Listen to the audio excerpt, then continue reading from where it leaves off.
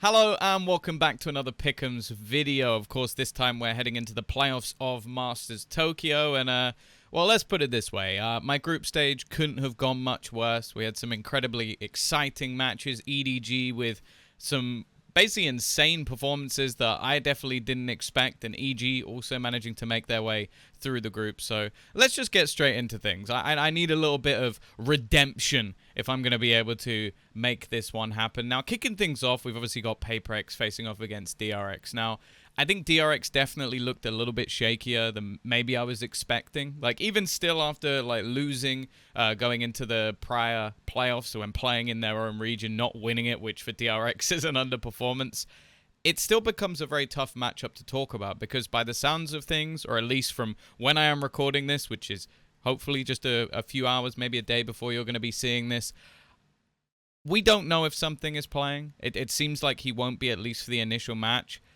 I still have a fair amount of faith in Pickems, though. I feel like the confidence that they've shown has been absurd. I think that Devi is maybe in the best form of his life, and you've still got Forsaken, Jing. I don't know. I think that this could genuinely be a match that's very well contested.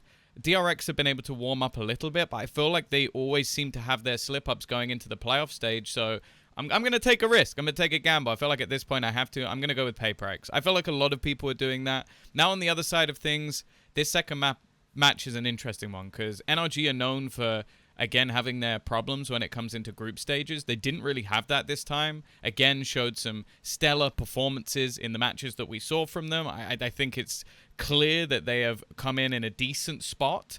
And I wouldn't be too surprised, honestly, if they are able to take this one over the line.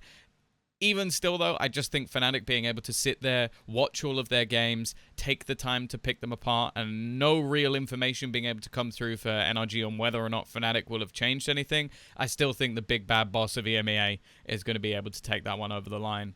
Now, this third game's a very interesting one for me because EDG are in red-hot form. Like, I think it's safe to say that the likes of Kang had some truly incredible performances, but it's not like he's the only one. Like, I think it was Smoggy having some of the craziest clutches, Howdong as well, putting up serious numbers. It seems like this team has some real depth, especially after getting their first win. It seems like that has really sort of lit the fire under them.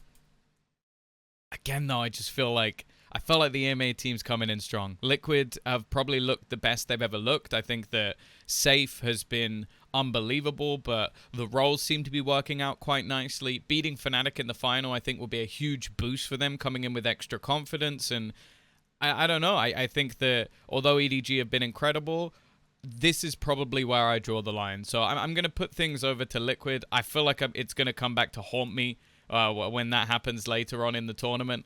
I think that maybe that's one where EDG definitely could upset, especially if they can keep this run of form going, maybe have that sort of dream run. Now, in the next game, again, it's definitely interesting because I feel like I've underestimated EG all the way through. Like, I looked at this one and you're talking about Demon 1, Demon 1, Demon 1, and then you got into the actual matches, and the players that actually impressed me most, firstly, Boostio, I think an absolute standout. I don't think anybody's going to be questioning the depth within this team with just some of the individual performances that he had alone. And actually, Ethan. I think especially watching their Fracture game, I think it was versus DRX, some of the setups that he had along with the rest of the team with just cool utility combos, like setting up players, forcing players into awkward positions, and basically making DRX look foolish. I think EG have been incredible. I still can't vote against Lab, which basically does mean I'm voting for every single team that has come in as the higher seed to come through, which I don't believe will happen. I don't think that ever happens, that all the high seeds win, but I can't predict against Loud here. I think that they have been the big bad boss of North America. Well, sorry, North America. Americas, I'm still doing it. Everybody's still doing it, but I need to stop saying that because, well, Americas is ruled by this Brazilian team. But I think Aspas, the likes of Les, should be too strong even for EG, and I'm going to put Loud through to face off against Liquid. Now, I want to go down into the lower bracket.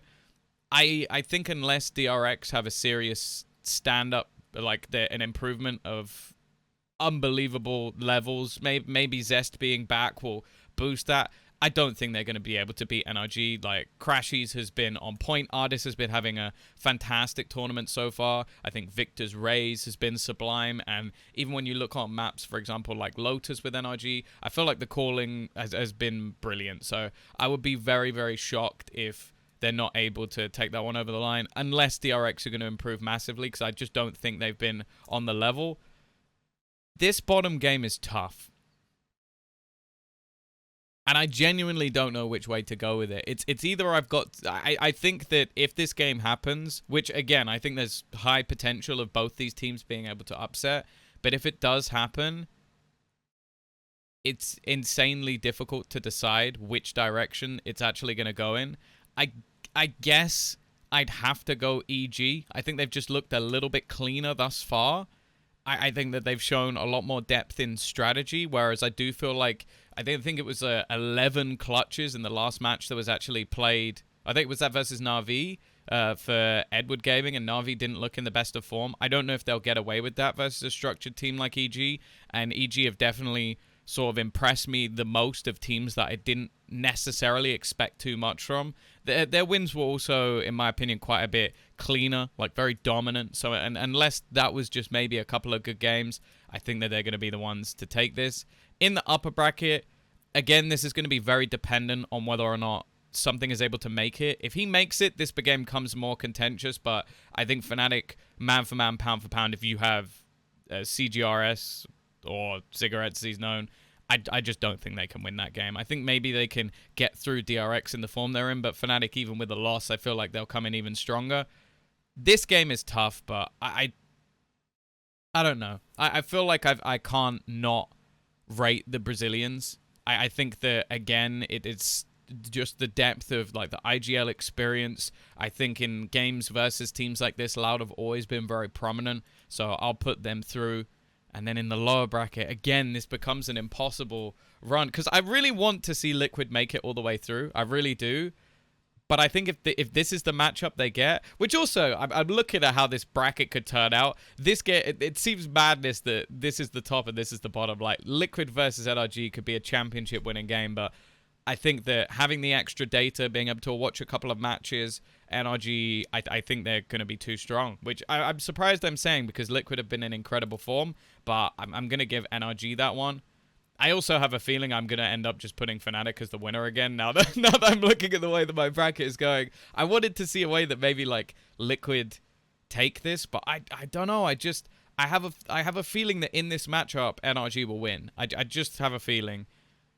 Payprex versus EG, I'm going to hope by this point that something is playing, and I think Payprex will take it, and then I'm going to go on the Payprex Copium. That's where we go from here. If they can make it to this point, I'm going to hope that something makes it to Japan, and then they go on the bullshit run all the way back through. I think maybe we even get like a Loud win here, and then I'm going to have Fnatic go back and take the final. I know. I'm giving the first back-to-back winner, which is something that I'm pretty sure many people won't have done at this stage, but I think Fnatic having the blip a little bit earlier, losing that best of 5, it will give them that extra fuel to sort of go back through. I think Loud have always been that upper bracket demon, so I think that they'll keep that streak going, but I think, again, it will come down to a best of 5, and I think that's where Fnatic will take things over the line. It's a final I'd love to have replayed. I also think if this lower final happens, something is there. You've got the likes of Jing on form. This could be one of the best matches we've ever seen. Like, genuinely, this Fnatic versus PaperX game in the lower bracket could be truly insane if they're able to get things over the line. But obviously, I feel like also doing Pickems all the way through is so difficult. I'm sure there's going to be upsets. I think the one that I'm most worried about is somewhere around here.